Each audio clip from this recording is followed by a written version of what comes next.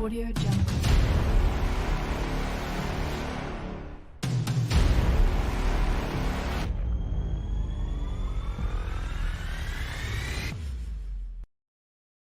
नमस्कार, मैं हूं अमित पाटीदार और स्वागत है एक बार पुनः आपका हमारे इस कार्यक्रम में मेरा निमाड़ मेरी आवाज। जैसा कि मैंने अपने पुराने हर कार्यक्रम में और हर समय मैं कहता हूं कि मेरा निमाड़ मेरी आवाज केवल मेरी ही आवाज नहीं है।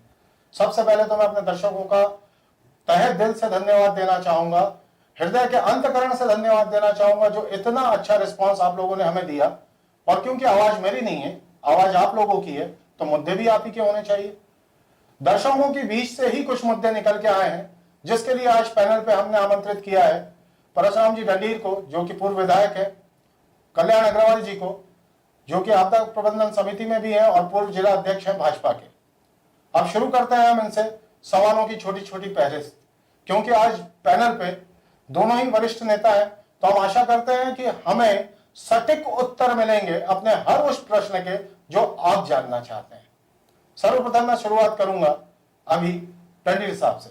सर, आज का हमारा जो मुद्दा है बेसिकली ये किसानों का है, क्योंकि हम एक कृषि प्रधान क्षेत्र में है और अगर कहीं जाते हैं तो हमें ये कहा जाता है कि कहां से आए खरगोन। खरगोन बोले तो सोने की खान, सफेद सोने की खान। एक इंग्लिश में कहावत है कि वेयर खरगोन इज लोकेटेड, तो सब कहते हैं Khargone is located in the mines of white gold. स्वभावतः हम अगर ये कहें कि हम सफेद सोने की खान में बैठे हुए हैं, कृषि प्रधान, और हमारी इकोनॉमी कृषि पर चलती है। जिस साल बारिश अच्छी हुई हमारा सब कुछ अच्छा, जिस साल मानसून अच्छा नहीं हुआ उस समय हम भी परेशान, किसान भी परेशान, व्यापारी भी परेशान। क्या स्थिति समझ रहे हैं आप आज किसानों की?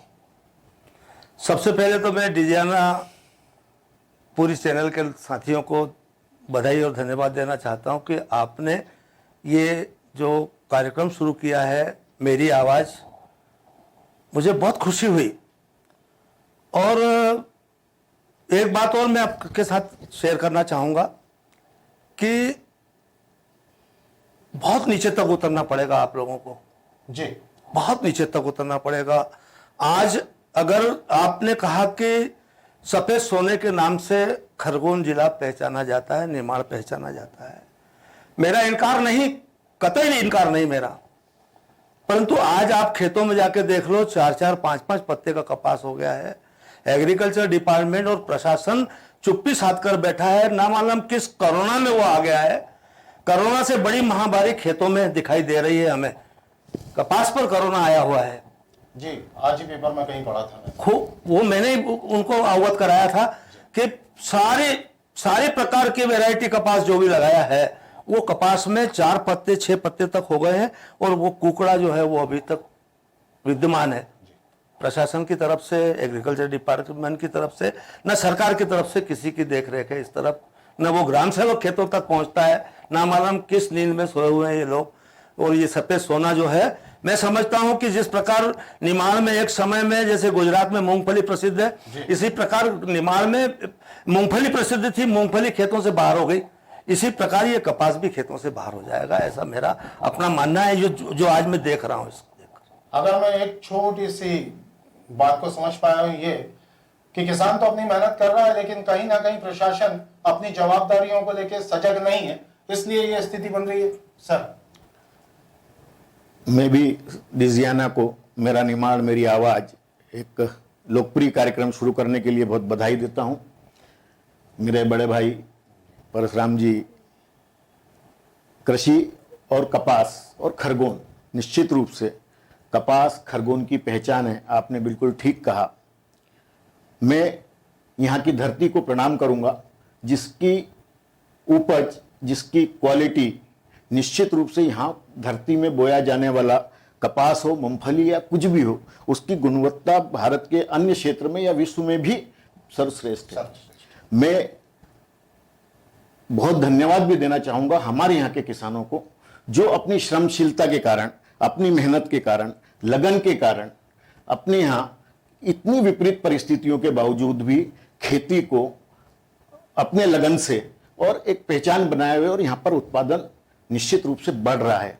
भैया ने जो कहा है कि कपास पे कुकड़ा आया, ये तत्कालिक कोई परिस्थितियां हैं और निश्चित रूप से इस प्रकार की परिस्थिति में कृषि वैज्ञानिकों ने, कृषि विभाग ने, प्रशासन ने संज्ञान लेना चाहिए, क्योंकि विषय आज सिर्फ कपास के खराब होने का नहीं है, वो यहाँ की इकोनॉमी को, क्षेत्र के किसानों की इकोनॉमी को, यहाँ की इंडस्ट्री को और सभी लोगों के लिए कहीं ना कहीं वो प्रभावित होता है।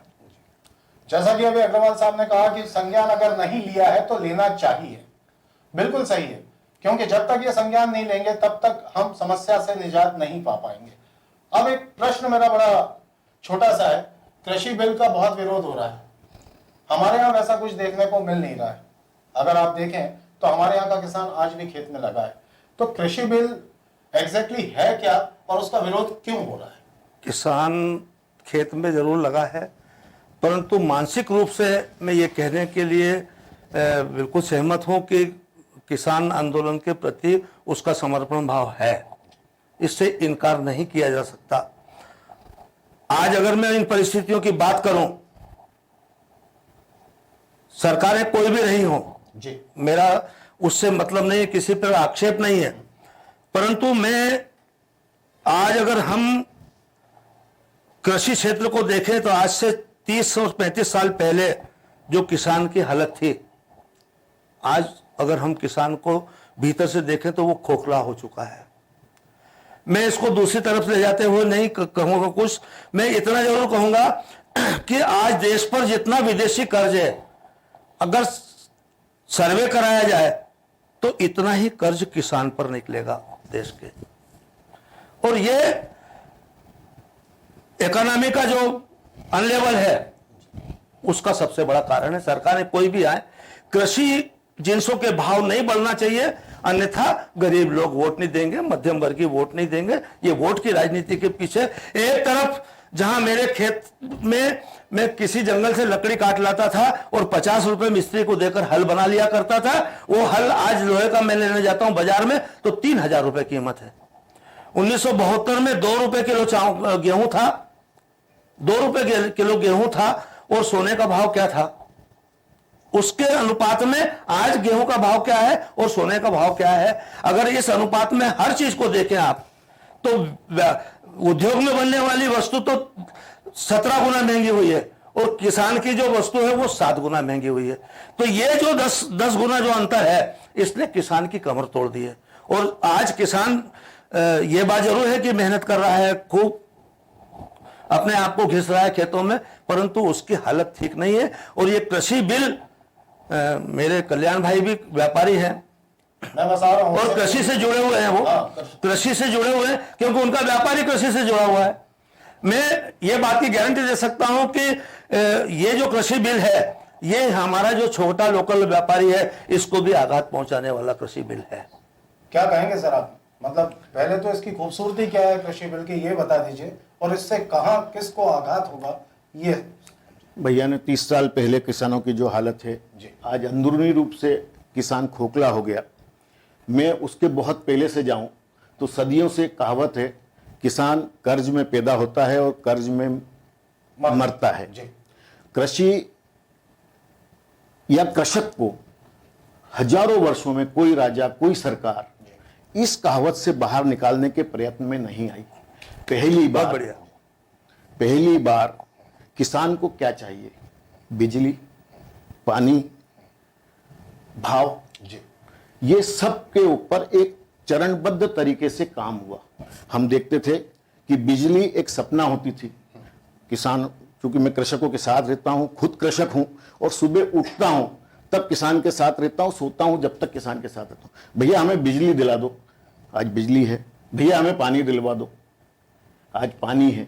और उनकी मेहनत है, उत्पादन ये तत्कालिक रूप से कहीं ना कहीं कम हुई। अब आती है भाव की बात।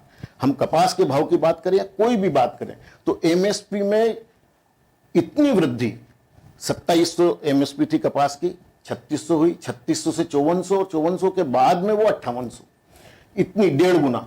दलहन की बात करें, आज 71 रुपए किलो मूंग, उड़द 60 रुपए, चना 50 रुपए। तिलहन की बात करें, मूंगफली, सरसों, इन सब में एमएसपी में बहुत 1.5 गुने से ऊपर की वृद्धि हुई है।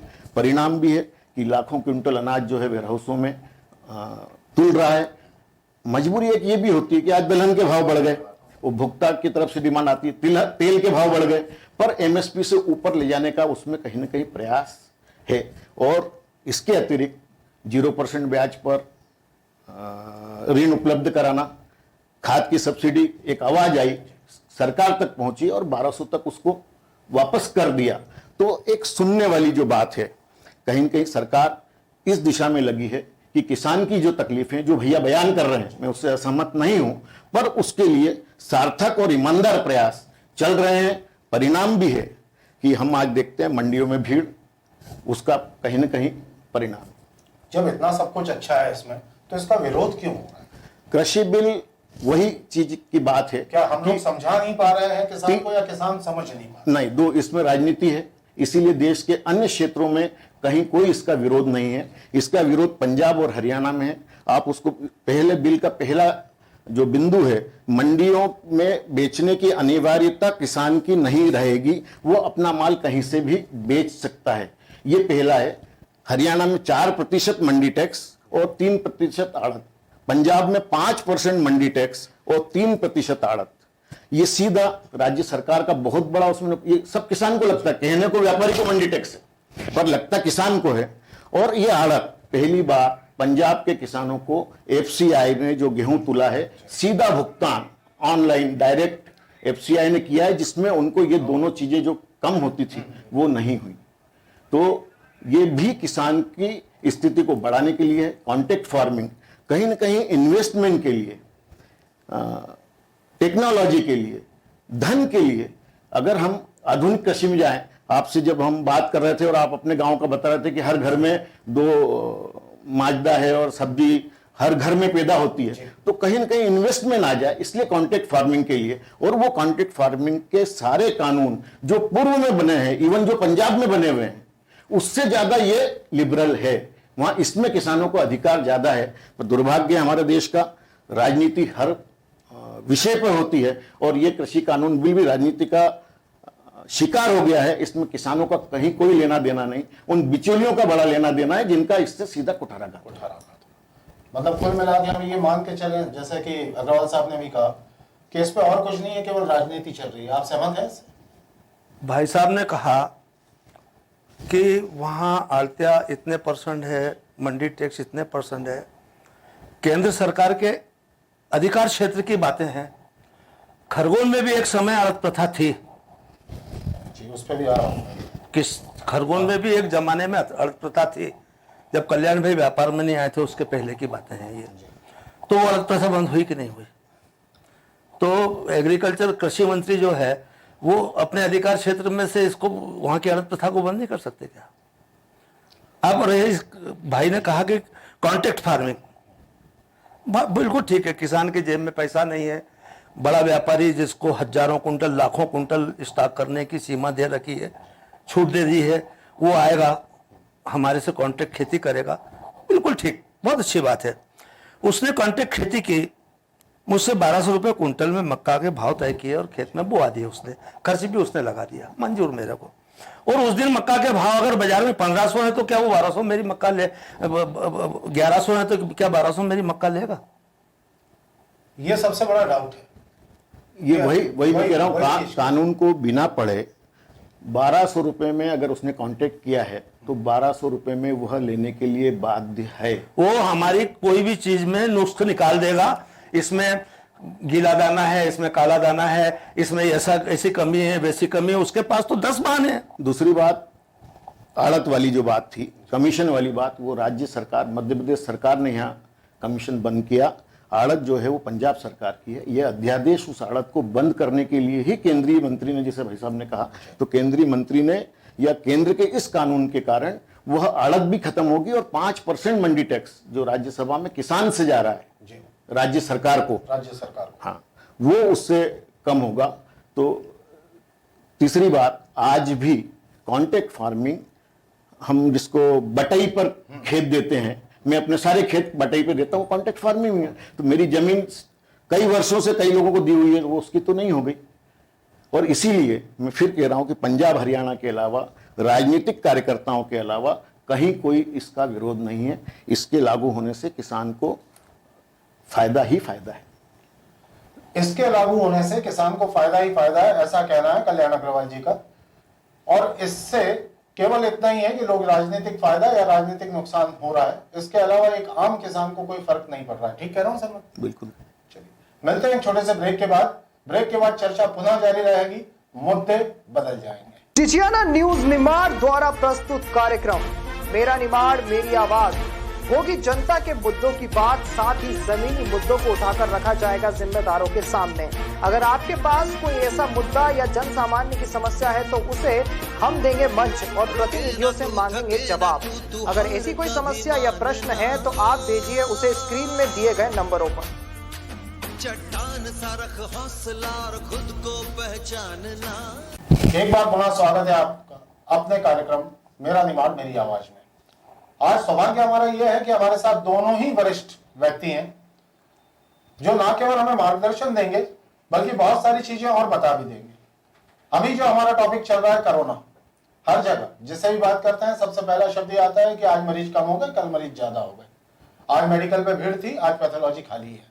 आज अस्पताल में ऑक्सीजन है, जब उस समय में अस्पताल में ऑक्सीजन नहीं थी। अब मेरा पहला स्पष्ट सवाल और बहुत ही सरल मैं पूछूंगा कल्याण अग्रवाल जी से, क्योंकि ये आपदा प्रबंधन में भी काफी सक्रिय हैं और बहुत सारा काम इन्होंने आपदा प्रबंधन कमेटी में रहते हुए किया भी है।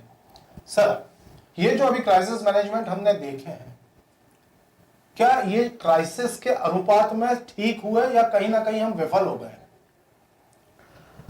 आपके इस प्रश्न को समझने के लिए हमको कोरोना समझना होगा। कोरोना की शुरुआत कैसे हुई, कोरोना का नेचर क्या है, क्योंकि इस कार्यक्रम में हम बहुत विस्तृत बात नहीं कर सकते, पर अगर मैं संक्षिप्त में करूं कि चाइना से कोरोना की शुरुआत हुई। कोरोना एक ऐसा है कि 1 से 2, 2 से 4, 4 से 8 और 8 से 16 मल्टीपल गुणात्मक भाग में कोरोना बढ़ता है। हमारे यहाँ की जनसंख्या, हमारे यहाँ सोशल डिस्टेंसिंग वर्ड आया और हम सोशली बहुत क्लोज हैं। हमारी संस्कृति है कि सोशली सामाजिक रूप से हम लोग बहुत क्लोज हैं। तो ना हमारे संस्कार को कोरोना समझ में आ रहा था, ना हमारी जनसंख्या को।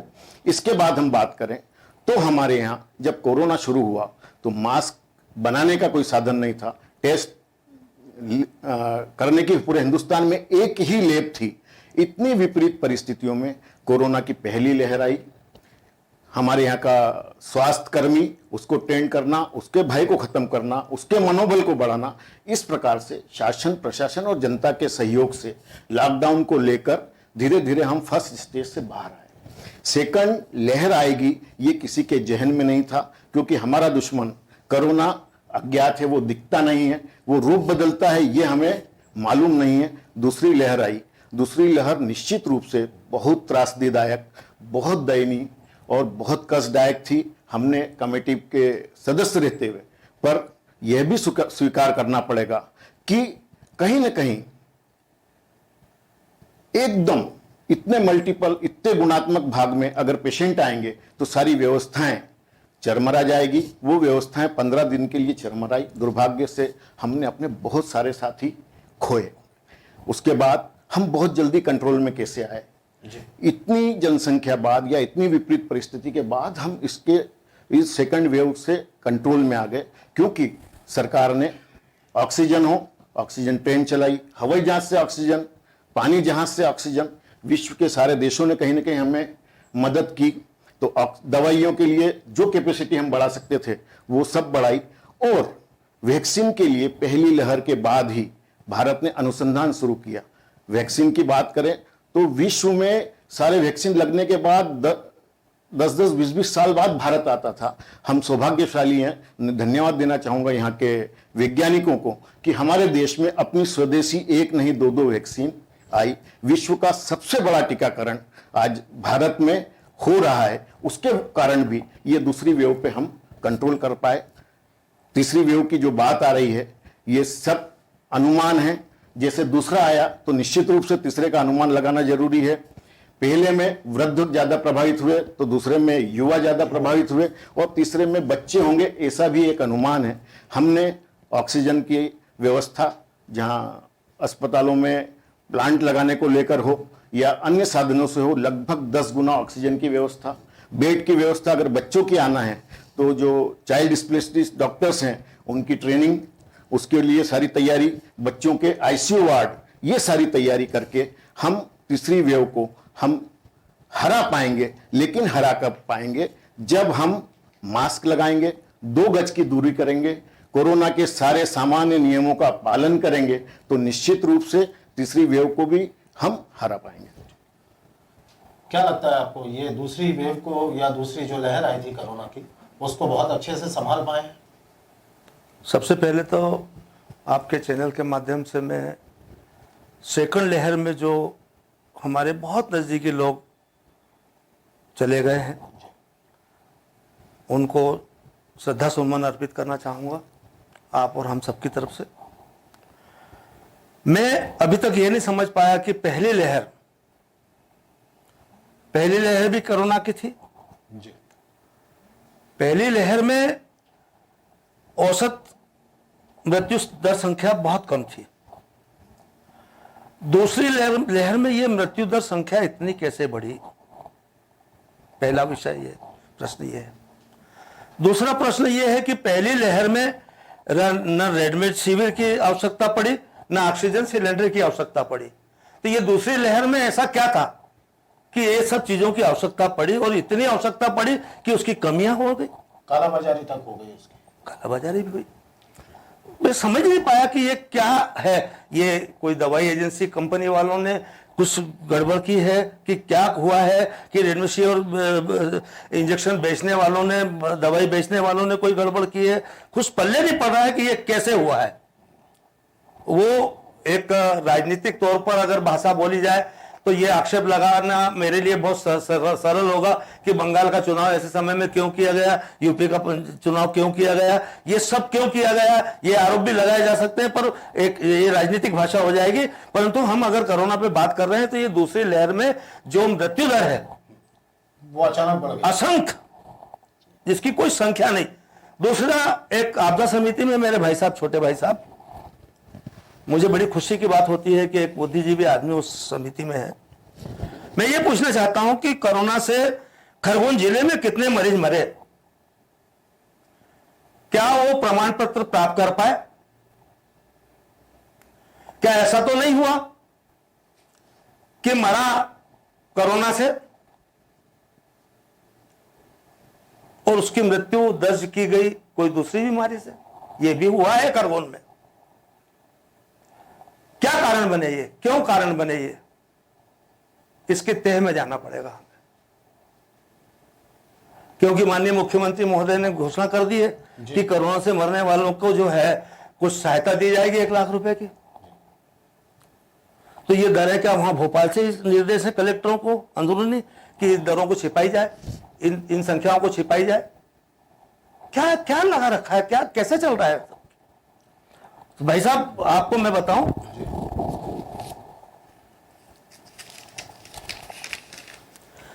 डेक्सामेथासोन जो इंजेक्शन है कुल कीमत 72 रुपया थी उसकी, 500 रुपए में बिका है।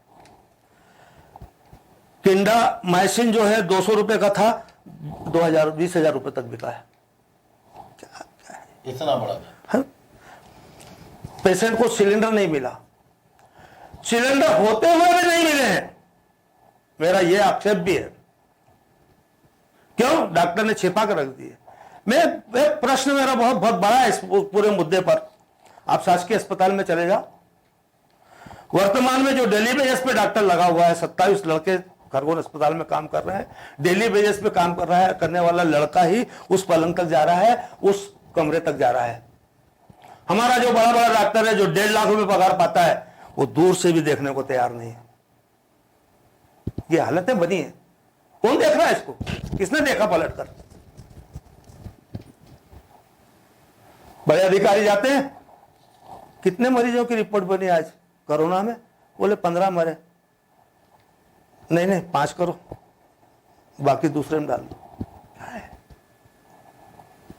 ये हुआ है खरगोन में, ये हुआ है। और मैं इसीलिए आपसे सर्वप्रथम मैंने जो कहा कि इसकी बहुत गहराई तक जाना पड़ेगा। गहराई तक जाना पड़ेगा।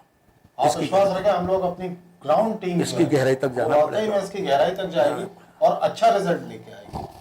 अब जो डायरेक्ट आरोप नहीं कहूंगा, आक्षेप नहीं कहूंगा, एक बहुत, क्योंकि कोरोना एक विश्वव्यापी त्रासदी है, और खूबसूरत चीज ये है कि दोनों ही एक मंच पर बैठे हैं और साथ में लड़ रहे हैं उससे। बाकी अब जब बात निकली है कि क्या ऐसा हुआ है, कोरोना के बारे में जितने मुंह उतनी बात। निश्चित रूप से जब हॉस्पिटल में 400 पेशेंट हैं, 400 बेड हैं, 400 बेड पूरे कोरोना में कन्वर्ट करा दिए, 384 बेड हमने खरगोन हॉस्पिटल में उसके लिए लगाए। उसके बाद अगर 50 पेशेंट और आएंगे तो निश्चित रूप से कहीं ऑक्सीजन की भी तकलीफ आएगी, अन्य चीज़ों की भी आएगी। डॉक्टर वाली बात है, डॉक्टर्स की समस्या आज नहीं, भारत आज़ाद हुआ जब से है ना। एम्स की बात करें तो अटल जी के पहले तक भारत में मात्र 2 एम्स थे। अटल जी ने 6 बनाए, मोदी जी ने 14, मनमोहन सिंह जी ने 1 भी नहीं।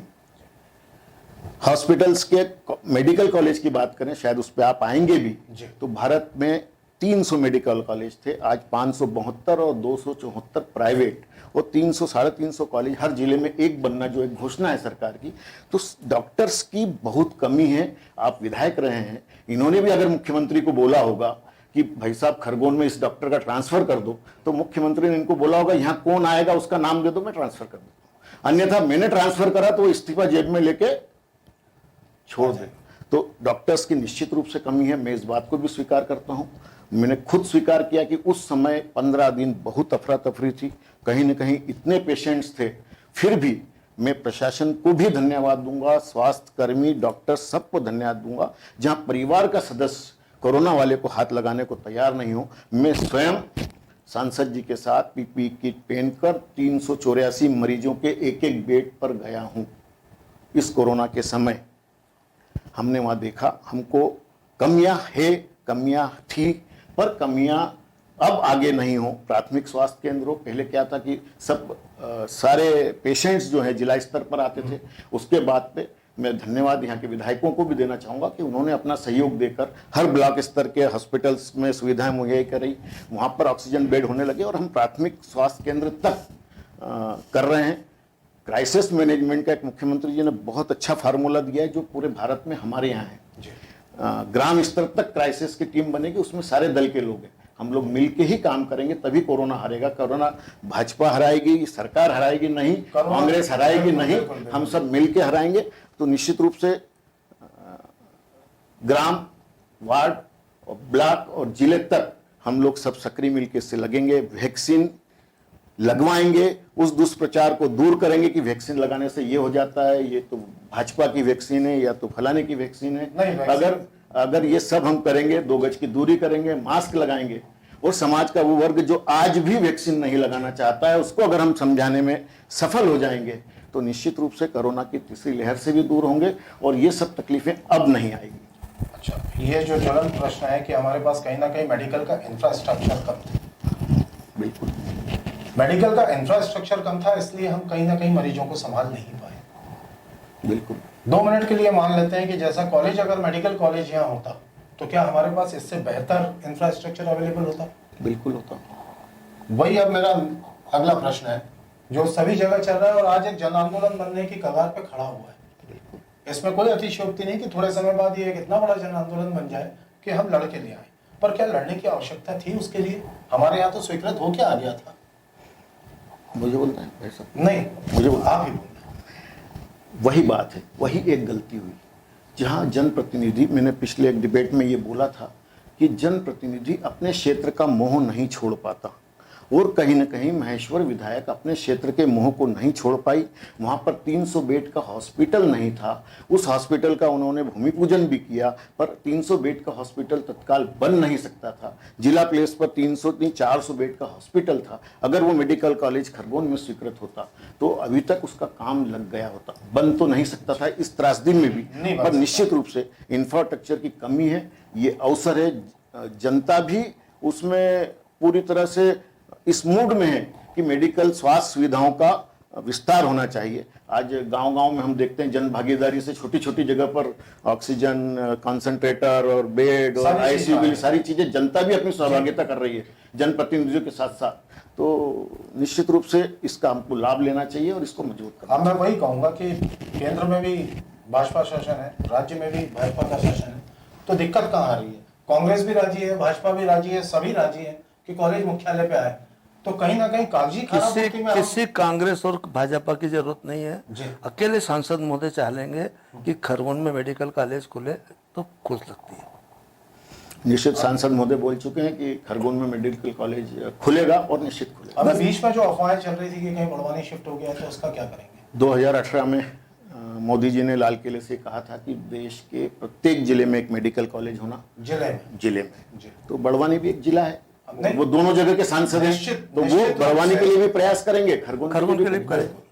चलिए, यही खूबसूरती है हमारे इस कार्यक्रम की कि दोनों ही वरिष्ठ सदस्य और हमारे अनुकरणीय मेहमान यहाँ हैं, दोनों ही एक मंच से एक ही बात कह रहे हैं कि पहले तो कोरोना को हराना है और दूसरा मेडिकल कॉलेज लाना है। गलत तो नहीं हो सर? Yes sir. कोरोना भी हारेगा, मेडिकल कॉलेज भी आएगा, लेकिन इसके लिए हमें और चीजों की जरूरत है। सबसे बड़ी सावधानी रखनी है 2 गज की दूरी, दूसरी सावधानी हमारे पास होना चाहिए मास्क, और तीसरा वैक्सीनेशन जितना ज्यादा से ज्यादा करा पाए। मैं डिजियाना न्यूज की तरफ से यह कहूंगा कि वैक्सीनेशन आप लोग जितनी ज्यादा से ज्यादा तादाद में करा पाए उतना अच्छा है। और मेरे ख्याल से दोनों ही एक साथ ऐलान कर दें कि वैक्सीनेशन जल्दी जल्दी करा। बिल्कुल बिल्कुल बिल्कुल बिल्कुल। मैं तो बधाई देना चाहूंगा झिरनिया के कन्नू भाटिया को। जी। उसने क्या किया, उसने वहां लोकल लोगों से कहा, अस्पताल वालों से, कि मेरे समाज के सारे लोग चाहते हैं कि एक मुश्त हमारे यहाँ वो लग जाए वैक्सीन। कोई तैयार नहीं हुआ। जिला प्रशासन से बात की, कोई तैयार नहीं हुआ। उन्हें प्रभारी मंत्री जी को टेलीफोन लगाया, प्रभारी मंत्री जी ने कलेक्टर साहब को कहा कि वहां कैंप लगाओ।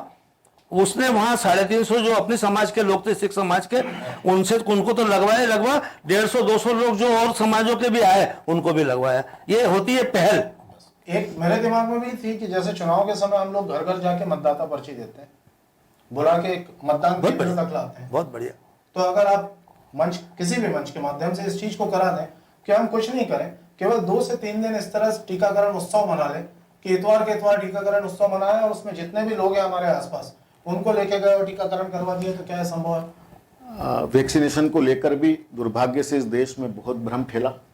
जब केंद्र सरकार पूरे देश में अपनी तरफ से मुफ्त वैक्सीन लगा रही थी, उस पर बहुत सारे प्रश्न उठाए, राज्य को अधिकार क्यों नहीं दिया जाए। जब राज्यों को अधिकार दिया गया, हमने देखा वो फिजिबल भी नहीं था, और 1 महीने में ही सारे राज्य सरकारों ने कहा कि केंद्र ले। मैं मोदी जी को बधाई देना चाहूंगा कि कल उन्होंने निर्णय लिया कि पूरे देश में मुफ्त में, फ्री में सारे नागरिकों को केंद्र सरकार, वो तो हाईकोर्ट ने डिसीजन दिया, सुप्रीम कोर्ट ने डिसीजन वैक्सीनेशन किया हुआ, वैक्सीनेशन किया जाएगा और ज्यादा से ज्यादा लोग आए आगे और वैक्सीन अपनी प्राप्त करें। अब मैं एक छोटी सी बात और कहना चाहूंगा। स्वास्थ्य व्यवस्थाएं कम है देश में, इससे इनकार मैं भी नहीं करूंगा। 1948 में चेचक हुआ, घर घर जाके टीके लगे। पोलियो हुआ, घर घर जाके दवाई पिलाई गई, आज भी चल रहा है। तो ये वैक्सीन घर घर जाके क्यों नहीं लगाया जा सकता है? चेचक के टीके 40 साल बाद भारत में आए। नंबर 1 बात, इस देश की जनसंख्या 140 करोड़ है, 280 करोड़ टीके चाहिए। मैं जो उस समय भूल गया था, डिसकंटिन्यू हुआ था। अगर केंद्र सरकार के वैक्सीनेशन के प्रोग्राम को आप देखेंगे तो उसमें ये प्रावधान है कि जिस प्रकार से मतदाता पर्ची बांटी जाती है, वैसे घर घर जाकर टीके लगाए जाएंगे। पर जैसे जैसे टीके उपलब्ध होंगे, आज जो एक अनुमान है कि दिसंबर तक हम 150 करोड़ टीकों तक पहुंच जाएंगे और 60% आबादी तक पहुंच जाएंगे। मैं फिर गर्व के साथ कहना चाहता हूं इस देश की वैज्ञानिकों को, इस देश के टीका बनाने वाली उन कंपनियों के लिए भी, कि विश्व का सबसे बड़ा टीकाकरण, विश्व का सबसे बड़ा उत्पादन हमारे साथ है। तो निश्चित रूप से हम बहुत जल्दी दिसंबर तक जो एक अनुमान है उसको हम पूरा करके 70% आबादी तो तक भाई साहब पहुंचेंगे। एक छोटी सी बात कहूंगा। चेन्नई की कंपनी में 100 करोड़ टीके बनने की तैयारी वाली कंपनी बंद कर दी गई है। कंपनी बंद कर दी गई, कंपनीज बंद कर दी गई है। वो कंपनी बंद इसलिए कर दी गई कि ये निजी वाले जो, वो सरकारी है। अच्छा, निजी वाले तो कमीशन दे देते हैं, सरकारी वाले कमीशन कहां से लाएं? 100 करोड़ के वैक्सीन बनाने की तैयारी में चेन्नई की कंपनी है जो शासकीय है। ये व्हाट्सएप यूनिवर्सिटी का एक मैसेज है विश्व में भारत एकमात्र देश है जिसमें सरकारी कंपनी ने प्राइवेट के साथ अनुबंध करके वैक्सीन कोवैक्सीन बनाया, जो भारत सरकार की वैक्सीन है। नंबर 1, विश्व की पहली कोरोना की दवाई D2 डॉक्सी DRDO, जो रक्षा मंत्रालय का अनुसंधान केंद्र है, उसने बनाई है। इसके अलावा 7 कंपनियों में और अनुसंधान चल रहे हैं, जारी है। तो निश्चित विश्व में कोई कल्पना भी नहीं कर सकता था। और मुझे लगता है कि जैसा अमेरिका या अन्य देशों का एक अनुमान है कि चाइना ने अपनी लेबोरेटरी से मानव निर्मित वायरस फैलाया, तो उसके लिए सबसे बड़ा टारगेट अगर होगा तो वो भारत होगा। यहाँ की जनसंख्या का घनत्व, यहाँ के आपसी निकट रहने की संस्कृति, पर उसको हम सबके सहयोग से, मैं फिर कह रहा हूं कि सिर्फ सरकार नहीं, यहाँ की जनता और सरकार और सबके सहयोग से हम इसको बहुत मिनिमाइज करने में सफल हुए हैं। निश्चित कोरोना हारेगा, भारत जीतेगा, कोरोना हारेगा, खरगोन जीतेगा। बिल्कुल जीतेगा। पर भारत में बनी हुई वैक्सीन को लाखों वैक्सीन निर्यात करने की क्या आवश्यकता थी, जब भारत को यह आवश्यकता थी, भारत में कमी थी तो? ये प्रश्न तो है, निर्यात क्यों?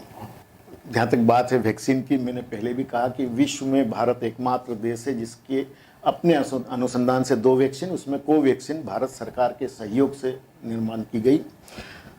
वैक्सीन बनाने के लिए जो रॉ मटेरियल है, उसमें से कुछ रॉ मटेरियल इंपोर्ट भी करना होता है, और वो एक अनुबंध होता है कि कहीं ना कहीं हमें अगर आपसे ये चीज़ चाहिए तो हमको कुछ परसेंटेज में, उसका परसेंटेज भी फिक्स है, मुझे वो आंकड़े अभी याद नहीं है, उसके अनुसार वो वैक्सीन निर्यात की गई। दूसरी बात, हम जानते हैं कि किसी भी देश को चलाने के लिए, मैं तो कहता हूँ एक परिवार को चलाने के लिए भी हमें आस पड़ोसी और सबका सहयोग की आवश्यकता होती है। निर्यात की गई 90% वैक्सीन हमने अपने पड़ोसियों को दी है। तो डिप्लोमेसी के तहत, विदेश नीति के तहत थोड़ी थोड़ी वैक्सीन सबको कहीं ना कहीं दी गई, और उसके बाद जैसे जैसे हमारा उत्पादन बढ़ा, आज हम लगभग देश में 20% 35 करोड़ वैक्सीन लगा चुके हैं, और दिसंबर तक हम वैक्सीनेशन कंप्लीट कर लेंगे।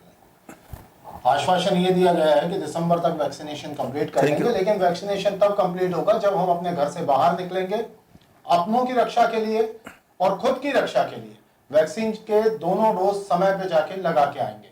डीजीआर न्यूज़ निमाड़ की तरफ से ये मेरा पुनः आपसे निवेदन है कि जितनी जल्दी हो सके खुद और अपने आसपास वैक्सीन के लिए सबको प्रेरित करें, जाएं और वैक्सीन लगाएं। साथ ही मैं धन्यवाद देना चाहूंगा हमारे दोनों वरिष्ठ नेताओं का, जिन्होंने आज समय दिया और हमसे बहुत सारी बातें साझा करी।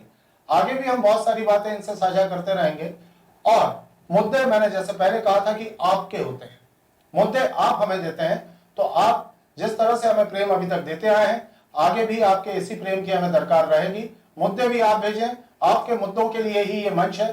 धन्यवाद। रुके ना तू, थके ना तू हार कभी मानना, चट्टान सा रख हौसला और खुद को पहचानना, देख आसमां को और ऊंची उड़ान रख, और झुक के तीर की तरह तू लक्ष्य पर ही ध्यान रख। जियाना